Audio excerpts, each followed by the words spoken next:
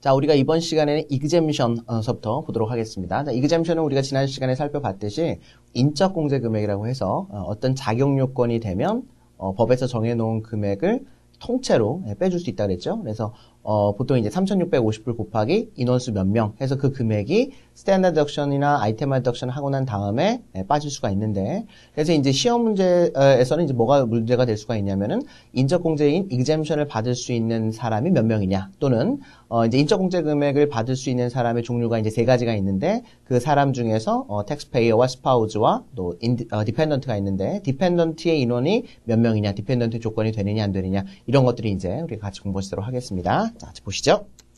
자, 보면은 deduction amount라고 해서 2010년도 기준으로 해서 3,650불 1인당 3,650불을 공제를 해줍니다. 제가 첫 시간에도 잠깐 언급을 해드렸지만 이런 3,650불 이런 금액은 암기하실 필요는 없는 금액이에요. 이거는 매년마다 바뀌는 금액이고, 시험 목적상으로 이게 3,650불이냐 뭐 2,850불이냐 이걸 물어보는 문제는 안 나오는 거기 때문에 이게 이제 문제에서 주어집니다. 따라서 매년마다 숫자가 바뀌는 거에 대해서는 이렇게 이제 숫자가 바뀌었구나라고 해서 하나의 표로 정리를 해드릴 테니까 그냥 그렇게 정리하시면 되겠고요. 이 숫자는 2011년도 시험 보시는 분들은 이 숫자로 그냥 공부를 하시면은 큰 문제 없을 것 같습니다. 자, 그리고 amount of exempting deduction from AGI. AGI로부터 디덕션이 되는데 3,650불에다가 exemption 되는 사람의 수를 곱하면은 그 금액만큼을 공제를 받을 수 있다라고 하는 것이죠.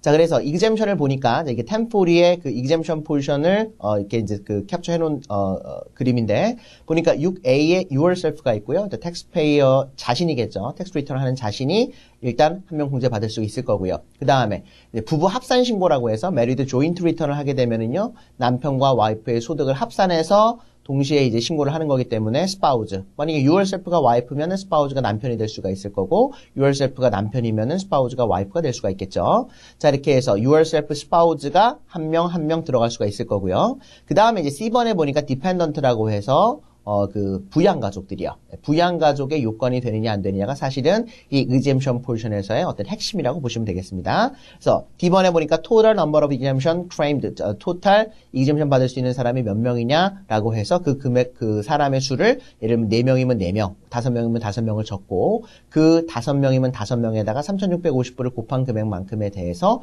공제를 받을 수가 있는 것이죠. 그렇죠? 보겠습니다. 자, 그래서 보니까 타입이 아까도 잠깐 말씀을 드렸죠. You generally can take one of yourself. 자, yourself를 공제받을 수 있을 거고요. If you are married, 결혼을 했으면 one for your spouse, 와이프 거를 또는 남편 거를 한 번 더 공제를 받을 수가 있을 거고요. And for each of your dependent 각각에 대해서 또 역시 공제를 받을 수가 있다 그 말이네요. If you are entitled to claim an exemption for a dependent로서 exemption을 청구하고자 한다면 dependent cannot claim personal exemption for his or her tax return. 무슨 말이냐면, 내가 이제 내 아들을 내 부양가족이라고 해서 아들에 대해서 3,650불을 공제를 받고 싶어요. 자, 그런데 아들도 만약에 이제 어느 정도 소득이 있으면은 본인의 자체의 텍스 리턴을 할 수가 있을 거 아니에요? 그러면 이제 아들도 텍스 리턴을 하고 아버지도 텍스 리턴을 할 수가 있겠죠.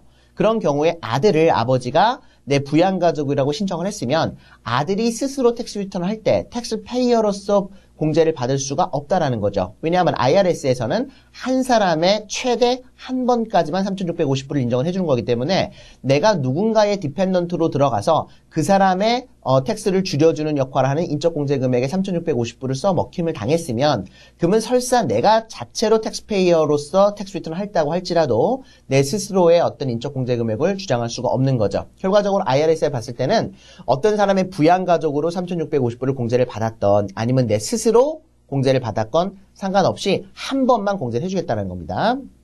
뭐 어려운 내용 아니고요.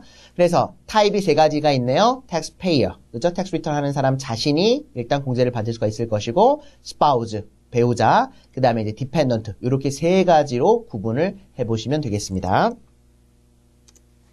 자, 세 번째 보니까 condition of exemption이라고 해서, 그러면 taxpayer의 exemption, taxpayer가 exemption 받을 수 있는 조건은 뭐냐? 보니까 one exemption for yourself.